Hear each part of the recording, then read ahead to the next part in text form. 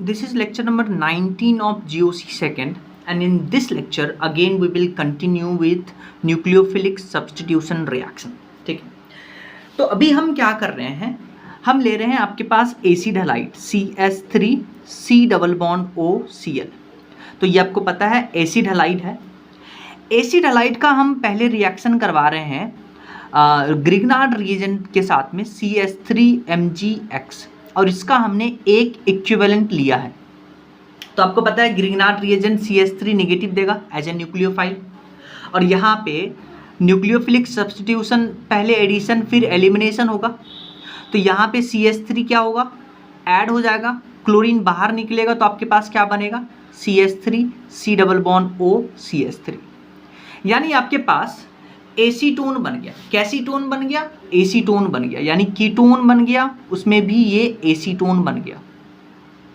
ठीक है, लेकिन क्या हो कि अगर आप सेम ग्रिग्नार्ड रिएजेंट CH3MgBr इस बार आप एक्सेस में ले लेते हैं, तो एक्सेस में ले लीजिएगा तो आपको पता है कि जो ग्रिग्नार्ड रिएजेंट होता है दिस इज हाईली रिएक्टिव. तो एक्सेस में लेने से क्या होगा, एक बार तो आपके पास कीटोन तो बनेगा ही बनेगा, फिर वापस ग्रिग्नार्ड रिएजेंट का इस पे अटैक हो जाएगा CH3MgBr, क्योंकि हाईली रिएक्टिव है. तो यहाँ से क्या होगा, ये बॉन्ड ऐसे टूटेगा, इस पे निगेटिव और CH3 यहाँ जाकर के जुड़ जाएगा, तो आपके पास मिलेगा CH3 CO नेगेटिव CH3 और फिर आप यहाँ पे एसिडिक हाइड्रोलिसिस करवा दीजिए. तो एसिडिक हाइड्रोलिसिस करवाने से यहाँ पे H जुड़ जाएगा, तो आपके पास ये प्रोडक्ट मिलेगा CH3 पे OH, यानी एल्कोहल मिलेगा. तो सुनिए ध्यान से, क्या है कि आप एसिड हैलाइड से कीटोन बनाना चाहते थे, एसीटोन बनाना चाहते थे, लेकिन ग्रिग्नार्ड रिएजेंट ज़्यादा रिएक्टिव होने के कारण आपके पास प्रोडक्ट में कीटोन ना मिल करके एल्कोहल मिल रहा है. तो मेरा लेबोरेटरी में ये सोच था कि हमें एसीटोन कीटोन बनाना है, पर हमें लेबोरेटरी में एल्कोहल मिल रहा है, तो हमारे अकॉर्डिंग रिएक्शन नहीं हो रहा है. बनाना हम कुछ चाह रहे थे, बन कुछ और रहा है, क्योंकि ग्रिग्नार्ड रिएजेंट हाईली रिएक्टिव होता है. तो इसका उपाय क्या है,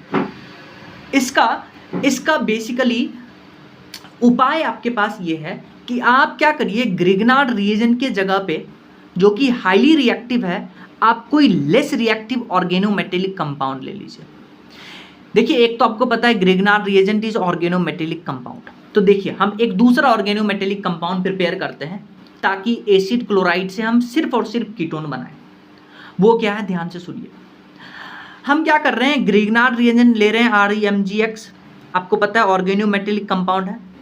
इसका रिएक्शन करवा रहे हैं CdCl2 के साथ में, यानी कि कैडमियम डाई एल्काइल कैडमियम के साथ में हम प्रिपरेशन करवा रहे हैं डाई एल्काइल कैडमियम का.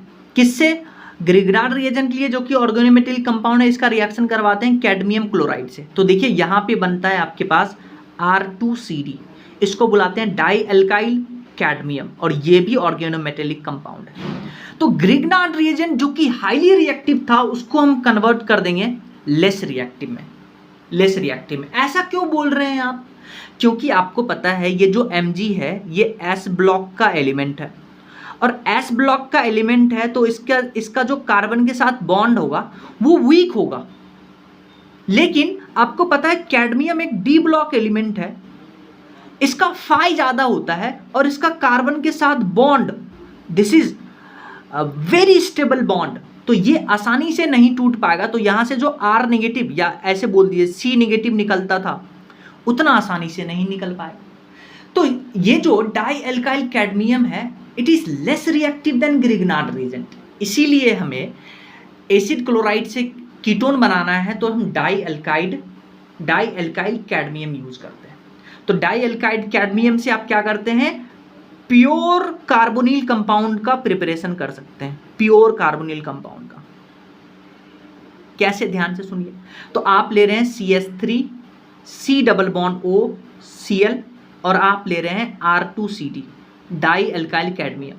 तो यहाँ से R नेगेटिव आएगा, ये क्लोरीन बाहर निकला, R नेगेटिव यहाँ से जुड़ जाएगा, तो आपके पास बनेगा CH3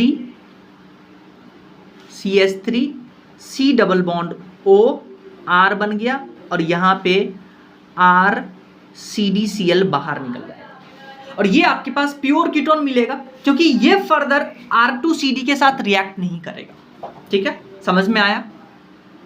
क्यों नहीं रिएक्ट करेगा? क्योंकि R2CD में जो एल्काइल ग्रुप कैडमियम के साथ है ये स्ट्रॉन्ग बॉन्ड से कनेक्टेड है, तो ये उतना आसानी से नहीं टूट पाएगा। समझ में आया?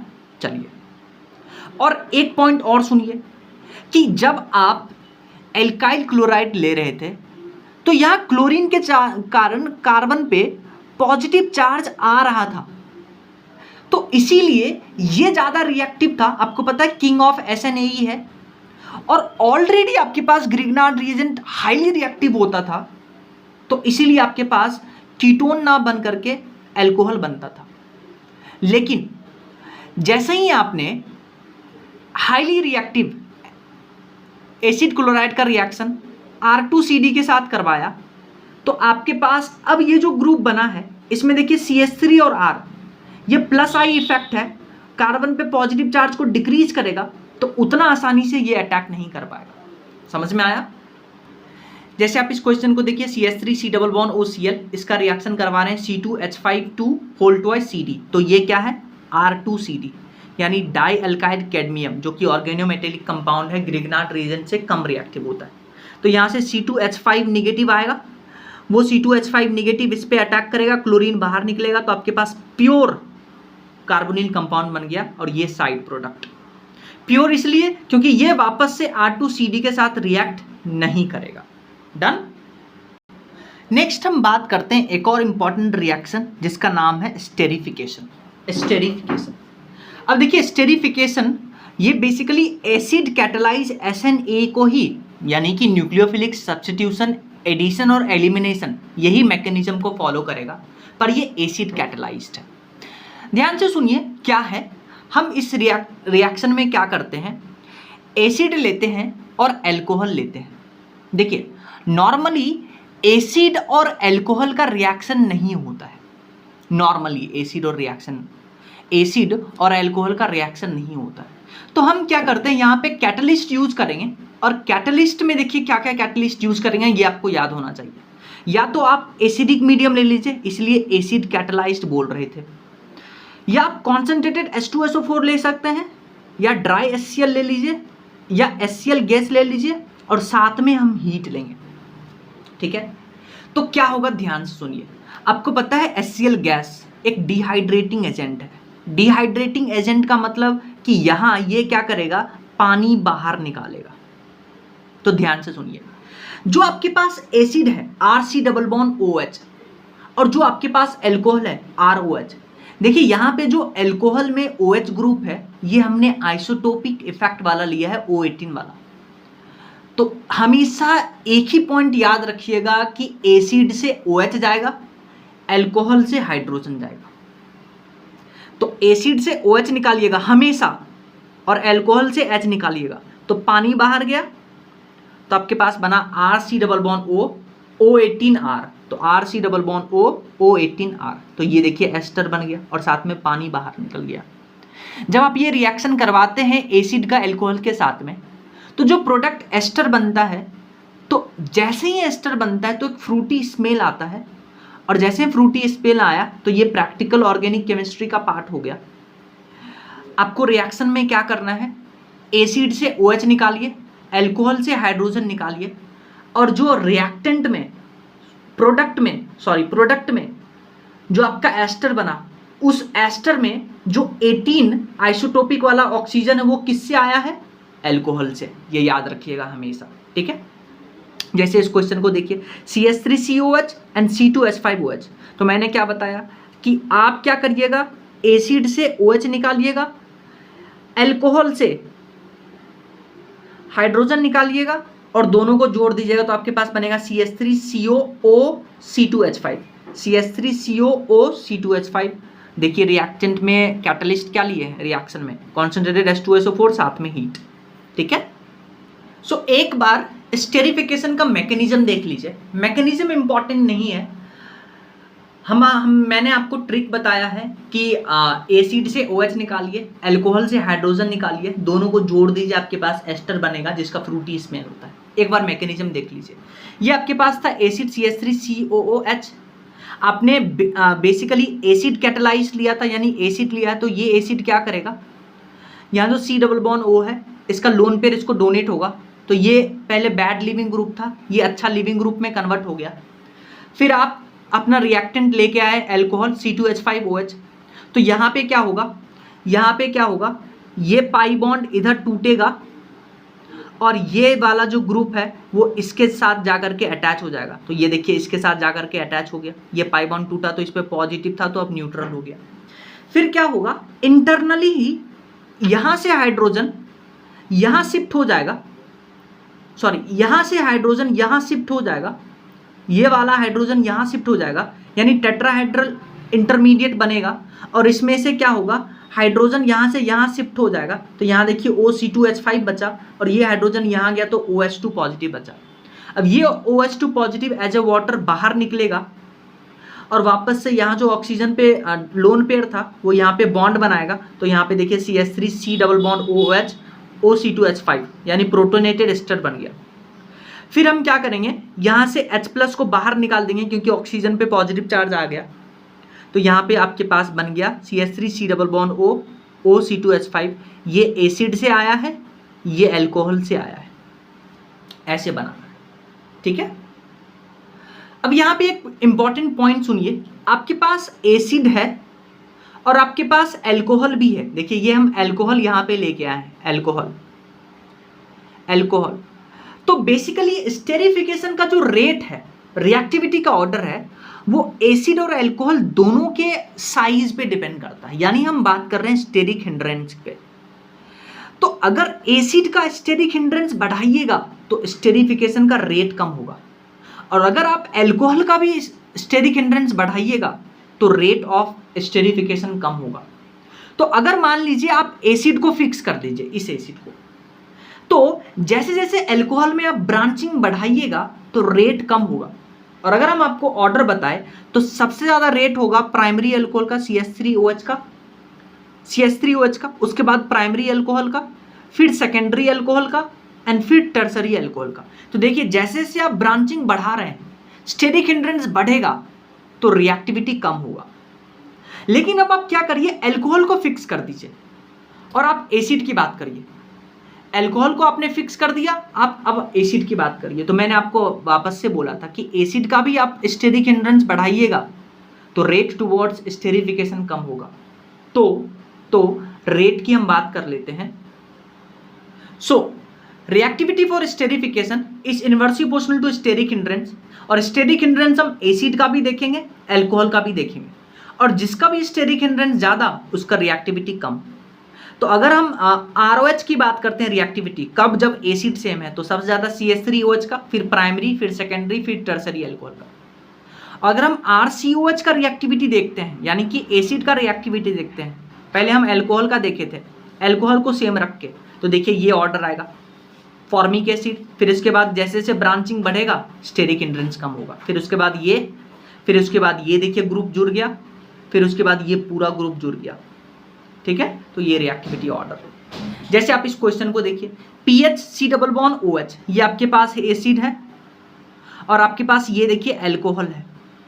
तो मैंने आपको बताया था कि एसिड से OH, अल्कोहल से H रिमूव करिए तो अल्कोहल में जो O18 है वो जुड़ेगा, तो आपके पास बनेगा PHC double bond O O18C2H5। और देखिए रिएक्शन में हम मीडियम क्या ले रहे हैं, कैटलिस्ट कॉन्सेंट्रेटेड H2SO4, साथ में हीट लेंगे, ठीक है। और मैंने आपको बताया था कि ड्राई HCl भी ले सकते हैं यहाँ पे, क्योंकि ड्राई HCl डिहाइड्रेटिंग एजेंट की तरह काम में आएगा, वाटर बाहर निकालिएगा, ठीक है। सिमिलरली इस क्वेश्चन को देखिए, CH3C डबल बॉन्ड OH, ये है आपके पास एसिड, ये है आपके पास अल्कोहल, एसिड से OH, अल्कोहल से हाइड्रोजन बाहर निकालिएगा, इसको जोड़िए, आपके पास एस्टर मिल गया। देखिए रिएक्शन में डिहाइड्रेटिंग एजेंट ड्राई HCl और हमने हीट यूज किया है, ठीक है। अच्छा, अभी आपने एसिड और अल्कोहल का रिएक्शन करवा के एस्टर बनाया था। अब हम क्या करेंगे, एस्टर का एसिडिक हाइड्रोलिसिस करवाएंगे, यानी जो आपके पास एस्टर बना था उसका एसिडिक हाइड्रोलिसिस करवाएंगे। कहने का क्या मतलब है, जो भी अभी आपने रिएक्शन पढ़ा उसका उल्टा कर दीजिए। देखिए ये आपके पास एस्टर है CH3 C double bond O O C2H5। तो अब आप देखिए मैंने आपको बताया था कि जो O18 है वो एल्कोहल से आएगा और एल्कोहल में H है। तो अब आप क्या करिए, एस्टर का एसिडिक हाइड्रोलिसिस करवा रहे हैं तो आप क्या करिए, इस बॉन्ड को ऐसे तोड़िए, इधर OH लगाइए, इधर हाइड्रोजन लगाइए, क्योंकि O18 वाला जो है उस पर H लगाएंगे क्योंकि यहाँ से बनेगा एल्कोहल। तो देखिए एसिडिक हाइड्रोलिसिस करवा रहे हैं तो क्या बनेगा, एसिड और एल्कोहल अलग हो जाएगा। तो जस्ट स्टेरिफिकेशन का उल्टा रिएक्शन होता है। तो ये था एसिड कैटेलाइज्ड यानी acidic hydrolysis of ester.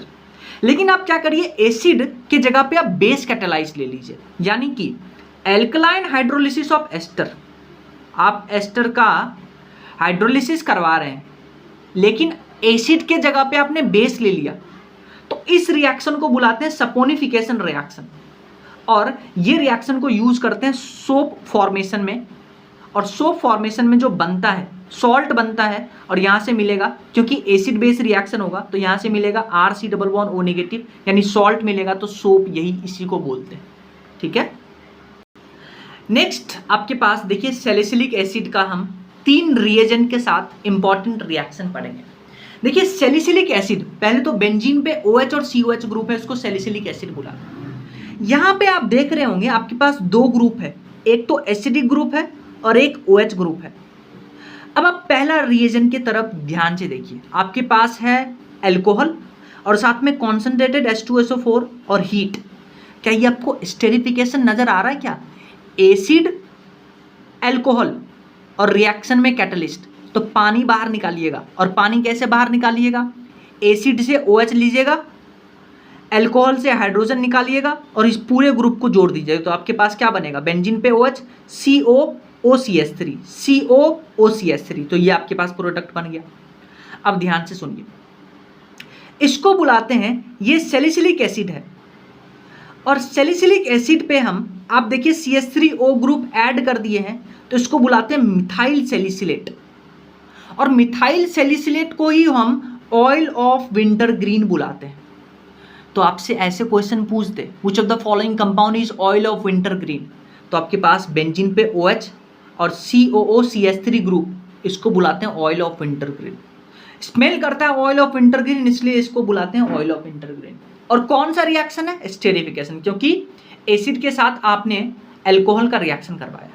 Next reagent देखिए PHOH, अगेन एल्कोहल है, और रिएक्टेंट में रिएक्शन में जो बेसिकली कैटलिस्ट है वो है concentrated H2SO4, again acid alcohol, esterification reaction होगा, वाटर बाहर निकालिएगा, यहाँ से OH, यहाँ से हाइड्रोजन, और आपके पास बनेगा बेंजीन OHCOOPH OHCOOPH। यहाँ पे सैलिसिलिक एसिड था, आपने PHO लगा दिया तो इसको बुलाते हैं फिनाइल सैलिसिलेट। इसमें मिथाइल लगाया था तो मिथाइल सैलिसिलेट, इसको फिनाइल सैलिसिलेट, और इसको दूसरा नाम से सेलॉल भी बुलाते हैं, जो कि एज ए एंटीसेप्टिक काम करता है। और ये दोनों रिएक्शन स्टेरिफिकेशन रिएक्शन है। नेक्स्ट रिएक्शन देखिए, आपके पास सैलिसिलिक एसिड है और आपके पास देखिए बेसिकली एसिड क्लोराइड है, CH3C डबल बॉन्ड OCl, क्या है CH3C डबल बॉन्ड OCl, और यहाँ पे देखिए OH ग्रुप है। और क्या अभी हम ये रिएक्शन पढ़ के आए हैं क्या? बिल्कुल पढ़ के आए हैं। आपको क्या करना है, आपको सिंपल सा एक काम करना है, इस क्लोरीन को यहाँ से बाहर निकालना है और यहाँ से ये हाइड्रोजन निकालना है, तो HCl बाहर निकल जाएगा और आपके पास बनेगा CH3C double bond O benzene. तो देखिए CH3C डबल बॉन्ड O और ये पूरा ग्रुप जाकर के जुड़ गया, तो इसको बुलाते हैं एसिटल सैलिसिलिक एसिड। क्या बुलाते हैं, एसिटल सैलिसिलिक एसिड। और इस स्ट्रक्चर को बेंजीन पे OC double bond O CH3 और COH, इसको बुलाते हैं एस्पिरिन, और ये एनाल्जेसिक और एंटीपायरेटिक की तरह काम करता है। तो मैंने आपको बताया रिएक्शन कैसे होगा तीनों में, ठीक है। नेक्स्ट रिएक्शन हम पहले भी पढ़ चुके हैं, अभी भी हम थोड़ा सा डिस्कस करते हैं, उस पर एक क्वेश्चन डिस्कस करेंगे, वो है एसिटाइलेशन। आपको पता है एसिटाइलेशन रिएक्शन कैसे करवाते हैं? आप लेते हैं एल्कोहल ROH, इसका रिएक्शन करवाते हैं CH3 C double bond O Cl के साथ में, या और CH3 C double bond O C double bond O CH3 के साथ में करवाते हैं। और साथ में यहाँ पे एक कैटलिस्ट लेते हैं, आपको पता है पायरिडीन कैटलिस्ट लेते हैं नाइट्रोजन बेस। तो आपको पता है क्या होता है, यहाँ से आप Cl निकालते हैं और यहाँ से आप हाइड्रोजन निकालते हैं, HCl बाहर निकलता है और ये एसिड पायरिडीन बेस है नाइट्रोजन बेस, तो ये बेस इसको कंज्यूम कर लेता है, आपके पास बनता है क्या ROC डबल बॉन्ड OCH3। तो इसको बुलाते हैं एसिटाइलेशन ऑफ एल्कोहल। सिमिलरली अगर आपके पास एल्कोहल के जगह पे RNH2 भी दिया हो और सेम एसिटाइलेशन करवाना है, तो सेम आप क्या करिएगा, यहाँ से क्लोरीन, यहाँ से एक हाइड्रोजन बाहर निकालिएगा और आपके पास बनेगा RNH3 डबल बॉन्ड OCH3 बनेगा। तो इसको बुलाते हैं एसिटाइलेशन ऑफ एल्कोहल एंड अमीन। अब ध्यान से सुनिए, इसमें एक इंपॉर्टेंट पॉइंट क्या है, देखिए आप रिएक्शन कैसे प्रोसीड करवा रहे हैं। यहां से एक हाइड्रोजन निकाल रहे हैं और हाइड्रोजन का आपको पता है एटॉमिक मास होता है 1, तो यानी कि रिएक्टेंट में से 1 एटॉमिक मास कम कर रहे हैं, ठीक है। और आप जोड़ क्या रहे हैं इसमें, आप इसमें ऐड क्या कर रहे हैं, आप इसमें ऐड कर रहे हैं C डबल बॉन्ड OCH3। और आपको पता होना चाहिए कि C डबल बॉन्ड OCH3 का मास होता है 43 एटॉमिक मास। तो 43 ऐड कर रहे हैं, 1 माइनस कर रहे हैं, तो नेट ऐड कितना कर रहे हैं आप एटॉमिक मास का 42। तो यानी कि क्या आप ऐसा बोल सकते हैं कि एक बार जब आपने एसिटाइलेशन करवाया तो मॉलिक्यूलर वेट या मॉलिक्यूलर मास 42 से बढ़ गया। समझ में आया? मैं वापस से बोलता हूं, आपने ROH में से एक हाइड्रोजन हटाया, यानी कि एक एटॉमिक मास हटाया, और उसमें आपने ऐड कर दिया C डबल बॉन्ड OCH3, यानी इसका मास होता है 43, तो नेट आपने 42 ऐड किया है। तो एक बार जब आपने एसिटाइलेशन करवाया तो 42 से एटॉमिक मास बढ़ गया। सिमिलरली इस केस में भी 42, एक बार एसिटाइलेशन ऑफ अमीन तो 42 से मास बढ़ जाता है। तो अगर आपको ये याद है तो इस पे क्वेश्चन एक देखिए। तो आप इस क्वेश्चन को देखिए, a compound of molecular weight 180 gram is acetylated to give a compound of molecular weight 390, यानी 180 ग्राम का रिएक्टेंट था, इसका आपने एसिटाइलेशन करवाया। और कैसे करवाया आपको पता होना चाहिए, reagent CH3 C double bond O, CH3 C double bond OCl या CH3 C double bond O C double bond OCH3, साथ में पैरिडीन लेते हैं। तो आपके पास यहाँ से निकलता है, क्या निकलता है, हाइड्रोजन, और यहाँ से निकलता है क्लोरीन और बाहर निकल गया। तो आपके पास बनने वाला जो प्रोडक्ट है उसका मॉलिक्यूलर वेट है 390। तो आपसे पूछा the number of amino group in the compound, तो इस 180 ग्राम वाले कंपाउंड में अमीनो ग्रुप कितना था। तो मैंने आपको बताया था कि जब आप एक बार एसिटाइलेशन करवाते हैं अमीन का तो मॉलिक्यूलर वेट बढ़ जाता है 42 से बढ़ जाता है। तब आप क्या करिए, दोनों मॉलिक्यूलर वेट का डिफरेंस लीजिए, 390 माइनस 180, तो ये आपके पास आएगा 210। 210 को आप 42 से डिवाइड करिए, 210 को 42 से डिवाइड करिए, तो ये आ जाएगा 5। यानी कि एक अमीनो ग्रुप का, एक अमाइन का RNH2 का आप एसिटाइलेशन करवाइएगा तो 42 से मॉलिक्यूलर वेट बढ़ता है, एक का 42 से बढ़ता है, तो 5 का कितना से बढ़ेगा, 5 दूना 10, 5 चौक 20, 20 दू 21, 20 दू 21, वाह, 5 दूना 10 शून्य बाकी 1, 5 चौक 20 1 21, यानी 210। और यही तो पूछा था और यही तो हमें निकालना था। तो यहाँ से 5 बेसिकली इसमें क्या होगा, अमीनो ग्रुप होगा इस रिएक्टेंट में, तो 5 विल बी द आंसर। अच्छा, ये जो अभी हम रिएक्शन पढ़ रहे हैं ये हम पहले भी पढ़ चुके हैं। रिएक्शन क्या है, जब आप एसिड का रिएक्शन करवाते हैं अमोनिया के साथ में, तो आपको पता है अमोनिया एक बेस होता है, तो यहाँ पे क्या होगा कि ये एसिड बेस रिएक्शन होगा और आपके पास सॉल्ट बनेगा अमोनियम एसीटेट। करना क्या आपको, NH3 जा करके डायरेक्ट जोड़ दीजिए, तो आपके पास क्या बनेगा, CH3 C double bond O negative NH4 plus. फिर आप क्या करिए, इस सॉल्ट को, अमोनियम एसीटेट को स्ट्रॉन्ग हीटिंग कर दीजिए, तो यहाँ से पानी बाहर निकलता है। मैंने आपको बताया था ये रिएक्शन, पानी बाहर निकलेगा तो आपके पास बनेगा एसीटामाइड, एसीटामाइड बनेगा। ठीक है, तो आप डायरेक्ट यहाँ से यहाँ भी लिख सकते हैं कि आप एसिड पे NH3 के साथ हीट डाल दिए तो डायरेक्ट आपके पास एसीटामाइड मिलेगा। तो ये रिएक्शन आपको याद होना चाहिए, मैंने आपको बताया था अभी उस समय। सिमिलरली आपके पास है बेंजोइक एसिड। बेंजोइक एसिड का आपने अमोनिया और डायरेक्ट हीट के साथ में रिएक्शन करवाया तो आपके पास क्या बनेगा, यहां बनना था एसीटामाइड, यहां बनेगा बेंजामाइड। क्वेश्चन कॉन्सेप्ट समझ में आया। अब हम इसी कॉन्सेप्ट को यूज करके हम एक रिएक्शन पढ़ेंगे, name reaction Gabriel phthalimide reaction.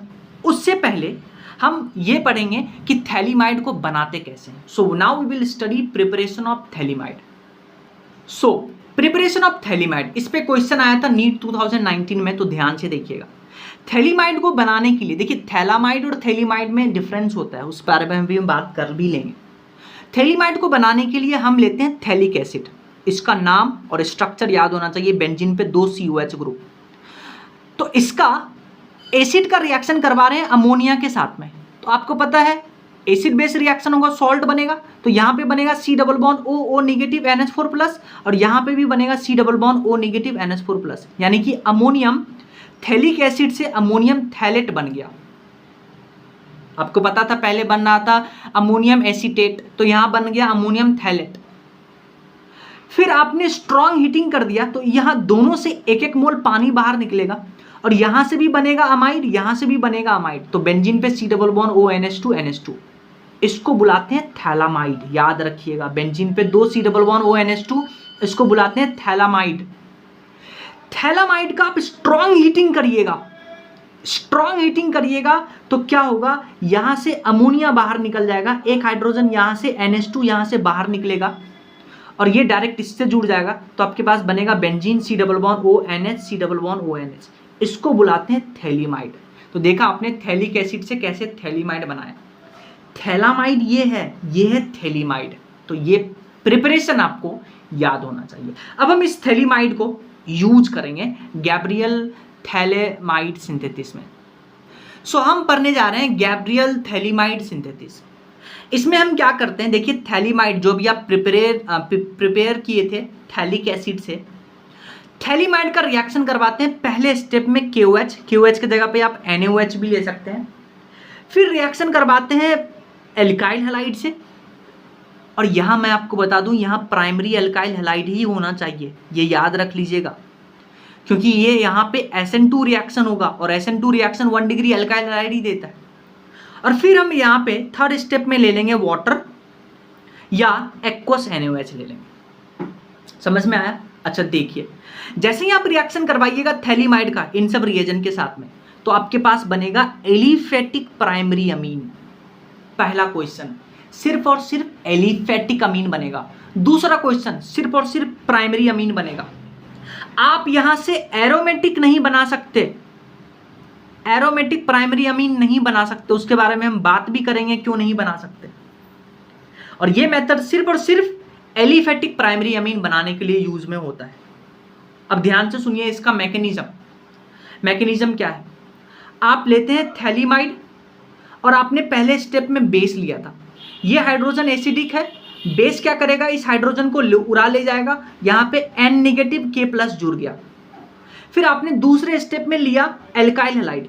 Alkyl halide यहाँ पे 1 डिग्री होना चाहिए, क्योंकि NSR रिएक्शन होगा, SN2 रिएक्शन होगा, तो क्या होगा, K+ को डायरेक्ट हटाइए, R डायरेक्ट जोड़ दीजिए, तो आपके पास NR बन गया।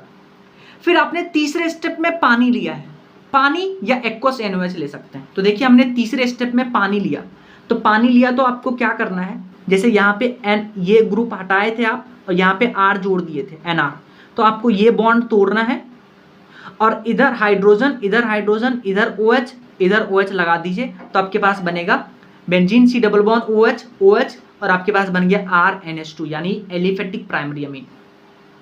अगर आप H2O के जगह पे NaOH ले लीजिएगा, तो यहाँ पे NaOH देखिए इसके साथ वापस से रिएक्ट करेगा, तो आपके पास एसिड ना बन करके यहाँ पे क्या बनेगा, सॉल्ट बनेगा, सॉल्ट ऑफ थैलिक एसिड। क्या बनेगा, sodium salt of phthalic acid, sodium salt of phthalic acid ये बनेगा, अगर आप एक्वस NaOH ले लेते हैं वाटर के जगह पे। और आपके पास देखिए एलिफेटिक प्राइमरी अमीन बना। अब आप देखिए मैंने आपको बोला था कि एरोमेटिक प्राइमरी अमीन नहीं बनेगा। क्यों नहीं बनेगा? क्योंकि यहाँ पे आप RX के जगह पे अगर आप PHX ले लेते हैं तो आपको पता है PHX SN2 रिएक्शन नहीं देता है, तो इसीलिए यहाँ पे एरोमेटिक नहीं बनेगा। तो इस पॉइंट को लिख लेते हैं। पॉइंट क्या है कि if aqueous NaOH taken then sodium salt of phthalic acid is formed. This method is used for the preparation of aliphatic primary amine. Aromatic primary amine PHNH2 can't be prepared by this method because aryl halide PHX doesn't give NSR. तो RX RNH2 देगा, PHX SN2 देगा ही नहीं, तो ये reaction possible ही नहीं है। PHCH2X ये तो 1 डिग्री अल्काइल हैलाइड है, तो ये रिएक्शन हो जाएगा। ठीक है, अब हम बात करेंगे कि एरोमेटिक कंपाउंड में न्यूक्लियोफिलिक सब्स्टिट्यूशन रिएक्शन कैसे होगा। तो हम पढ़ने जा रहे हैं nucleophilic substitution reaction in aromatic compound. तो ये हम इसको बुलाते हैं SNAR, यानी कि सब्स्टिट्यूशन न्यूक्लियोफिलिक इन एरोमेटिक कंपाउंड, यानी सब्स्टिट्यूशन न्यूक्लियोफिलिक इन एरोमेटिक कंपाउंड, ये हम पढ़ने जा रहे हैं। मैंने आपको पहले बताया था कि अगर आप क्लोरोबेंजीन लेते हैं और डायरेक्ट NaOH यूज करते हैं तो यहाँ रिएक्शन होगा ही नहीं, क्योंकि क्लोरीन का लोन पेयर यहाँ पे स्ट्रॉन्ग बॉन्ड बनाएगा, तो यहाँ पे नो रिएक्शन। अब ध्यान से सुनिए, तो रिएक्शन नहीं हो रहा है तो हम यहाँ पे रिएक्शन को फास्ट करने के लिए कुछ कैटलिस्ट यूज लेंगे। तो देखिए कैटलिस्ट कौन कौन सा यूज कर रहे हैं, वेरी इंपॉर्टेंट। हमने लिया क्लोरोबेंजीन और पहले स्टेप में हम यूज करेंगे एक्वस NaOH। और आप देखिए रिएक्शन में condition 623 degree kelvin, 623 kelvin and 300 atmospheric pressure. और दूसरे स्टेप में हम एसिड ले रहे हैं, तो आपके पास देखिए क्लोरीन को हटा करके OH हमने अटैच कर दिया। इस रिएक्शन को बुलाते हैं डाउस प्रोसेस। क्या बुलाते हैं? डाउस प्रोसेस। एक्चुअली ये जो क्लोरोबेंजीन है या हेलोबेंजीन है, इसमें एक तो देखिए ये जो कार्बन है वो sp2 कार्बन है, तो sp2 कार्बन है तो बॉन्ड लेंथ कम हो गया, स्ट्रॉन्ग बॉन्ड है तो टूटेगा आसानी से नहीं। दूसरा, जो न्यूक्लियोफाइल आप अप्रोच करवाइएगा, यहाँ पे न्यूक्लियोफाइल पे नेगेटिव चार्ज, जो आप बेसिकली हेलोजन यूज करिएगा उस पर लोन पेयर, तो यहाँ रिपल्सन होगा। तो इस कारण से क्लोरोबेंजीन या हेलोबेंजीन उतना आसानी से रिएक्शन नहीं देता है। तो रिएक्शन में हम कंडीशन लेके चलते हैं 623 केल्विन 300 ATM और साथ में एसिडिक कंडीशन। तो आपके पास क्लोरीन के जगह पे OH लग गया, इसको बुलाते हैं डाउस प्रोसेस। अब आप ध्यान से सुनिए, जैसे जैसे आप ऑर्थो पे और पैरा पे -m इफेक्ट ग्रुप लगाते जाइएगा, वैसे वैसे टेम्परेचर धीरे धीरे डिक्रीज होगा, क्योंकि -m ग्रुप क्या करेगा, रिएक्शन को फास्ट करेगा, इसलिए कम टेम्परेचर में ही रिएक्शन हो जाएगा। तो देखिए हमने क्या किया है, ऑर्थो मेटा पैरा पे NO2 लगा दिया, तो अब देखिए एक्वस NaOH लिए हैं, पर रिएक्शन में टेम्परेचर देखिए कम हो गया। पहले 623 केल्विन था, अब 443 केल्विन हो गया। और अगेन हम एसिडिक कंडीशन लिए हैं, तो आपके पास ये बन गया। ठीक है, क्लोरीन के जगह पे हम OH लगा दिए। अगेन देखिए हम अगेन ऑर्थो और पैरा पे हम -m इफेक्ट ग्रुप बढ़ा रहे हैं, तो अब आप देखिए रिएक्शन में टेम्परेचर कम हो रहा है, 368 केल्विन हो गया। और NaOH और H+ ये तो जरूरी है, मैंडेटरी है, तो आपके पास क्लोरीन के जगह पे OH लग गया। फिर देखिए एक और NO2 लगा दिए, तो एक और NO2 लगा दिए, तो सिर्फ आप वार्म पानी डालने पे ही, वार्म NO2 डालने पे ही यहाँ रिएक्शन आसानी से होता है। गर्म पानी डालने पे ही, ज़्यादा टेम्परेचर ना लेने पे ही रिएक्शन आसानी से होता है। क्लोरीन की जगह पे OH लगा देंगे तो आपके पास पिक्रिक एसिड बन जाएगा। तो नाम और स्ट्रक्चर दोनों ध्यान में होना चाहिए। तो क्या है कि न्यूक्लियोफिलिक सब्स्टिट्यूशन एरोमेटिक में अगर आप क्या करते हैं, strong electron withdrawing group attach करते हैं ऑर्थो पैरा पे, तो रिएक्शन फास्ट हो जाता है। अब देखिए रिएक्शन का मैकेनिज्म देखेंगे और उसके ऊपर हम एक क्वेश्चन देखेंगे। हमारे पास ये था क्लोरोबेंजीन और इस पे हमने NO2 ग्रुप लगाया है ऑर्थो मेटा पैरा पे। तब आप देखिए क्या होगा कि ये जो कार्बन है, ये कार्बन एक तो देखिए NO2 ग्रुप लगाने से या बेंजीन पे इलेक्ट्रॉन विड्रॉइंग ग्रुप अटैच करने से क्या होगा, इस कार्बन पे पॉजिटिव चार्ज बढ़ेगा, क्योंकि NO2 इलेक्ट्रॉन विड्रॉ करेगा। तो अब आपने क्या किया है, पहले स्टेप में NaOH लिया है, तो यहां से बेस क्या करेगा, यहाँ पे अटैक करेगा, OH नेगेटिव यहाँ पे अटैक करेगा और ये पाई बॉन्ड टूट करके इस पे आ जाएगा। तो यहाँ पे जुड़ गया क्लोरीन और OH और ये देखिए पाई बॉन्ड टूट करके इस पे नेगेटिव चार्ज, और ये RDS स्टेप है। अब फिर क्या होगा, यहाँ पे रेजोनेंस होगा, डबल, सिंगल, लोन पेयर, और ये नेगेटिव चार्ज यहाँ आएगा, ये पाई बॉन्ड टूट करके यहाँ आया, तो देखिए आपके पास यहाँ पे बॉन्ड बन गया, यहाँ नेगेटिव चार्ज। फिर एक बार क्या होगा, यहाँ पे रेजोनेंस होगा, ये पाई बॉन्ड इधर टूट करके ये नेगेटिव चार्ज यहाँ पहुँच गया, और फिर अब क्या होगा, ये नेगेटिव चार्ज जो यहाँ आया है, ये नेगेटिव चार्ज अगेन वापस से यहाँ बॉन्ड बनाएगा। क्लोरीन और OH में क्लोरीन अच्छा लिविंग ग्रुप है, क्लोरीन बाहर निकलेगा और आपके पास फर्स्ट स्टेप में क्या हो गया, क्लोरीन की जगह पे OH लग गया और आपके पास देखिए सेम जो पहले एरोमेटिसिटी था, लॉस्ट हुआ था, वो एरोमेटिक बन गया। देखिए ये तीनों तो रेजोनेटिंग स्ट्रक्चर है, तो ये तीनों सेम ही है और ये RDS स्टेप में बन रहा है। तो RDS स्टेप में बनने वाला इंटरमीडिएट आप देखिए, क्या यहाँ पे ऑर्थो और पैरा पे नेगेटिव चार्ज आ रहा है क्या? ऑर्थो पे नेगेटिव चार्ज, फिर पैरा पे नेगेटिव चार्ज, तो यानी कि इंटरमीडिएट में कार्ब एनाइन बन रहा है। और ये जो आपके पास इंटरमीडिएट है इसको बुलाते हैं मीजनर्स कॉम्प्लेक्स। क्या बुलाते हैं? मीजनर्स कॉम्प्लेक्स। इसको डायरेक्ट आप M कॉम्प्लेक्स याद रखिएगा। तो अगर आपको रिएक्टिविटी का रेट पूछे तो आप क्या कार्बो एनाइन का स्टेबिलिटी चेक कर लीजिएगा क्या? जिसका कार्बो एनाइन का स्टेबिलिटी ज़्यादा उसका रेट ज़्यादा, और कार्बो एनाइन का स्टेबिलिटी कौन बढ़ाता है? Electron withdrawing group.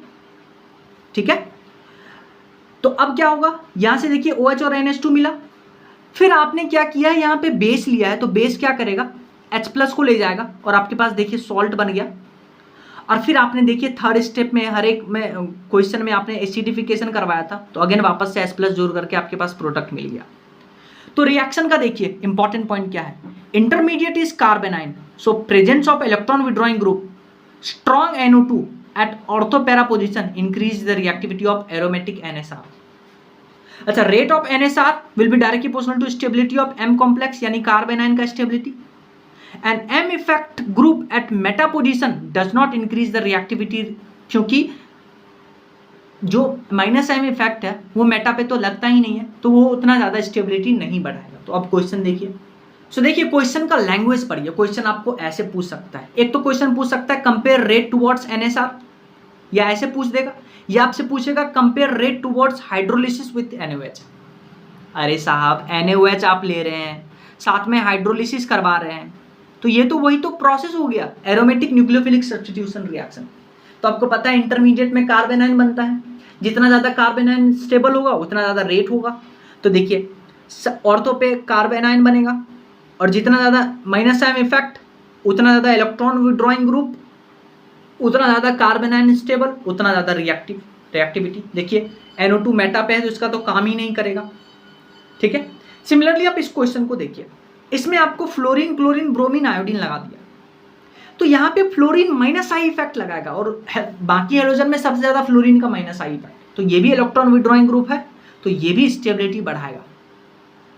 ठीक है, अच्छा आपके पास यहाँ पे एक डाउट आ सकता है कि यहाँ फ्लोरीन हेलोजन की जगह पे OH लग रहा था, तो हम हेलोजन को क्यों काउंट करेंगे? देखिए इस क्वेश्चन को सॉल्व करने के लिए हम हेलोजन का भी -I इफेक्ट कंसीडर किए हैं, तो पर आपके दिमाग में क्वेश्चन आएगा कि हेलोजन हटा करके OH लगा रहे थे, तो स्टेबिलिटी चेक करने के लिए हेलोजन क्यों काउंट करेंगे? तो सुनिए, आप जाइए वापस से इंटरमीडिएट पे। देखिए जब आप इंटरमीडिएट बना रहे थे तो इंटरमीडिएट में कहीं भी आप हेलोजन को हटाएं क्या? इंटरमीडिएट में आपके पास हेलोजन भी है कंपाउंड पे, तो हेलोजन का -I इफेक्ट लगेगा। इसीलिए जो इस क्वेश्चन का ऑर्डर होगा, सबसे ज्यादा फ्लोरीन का -I इफेक्ट, तो ऑर्डर ऐसे हो जाएगा। डन।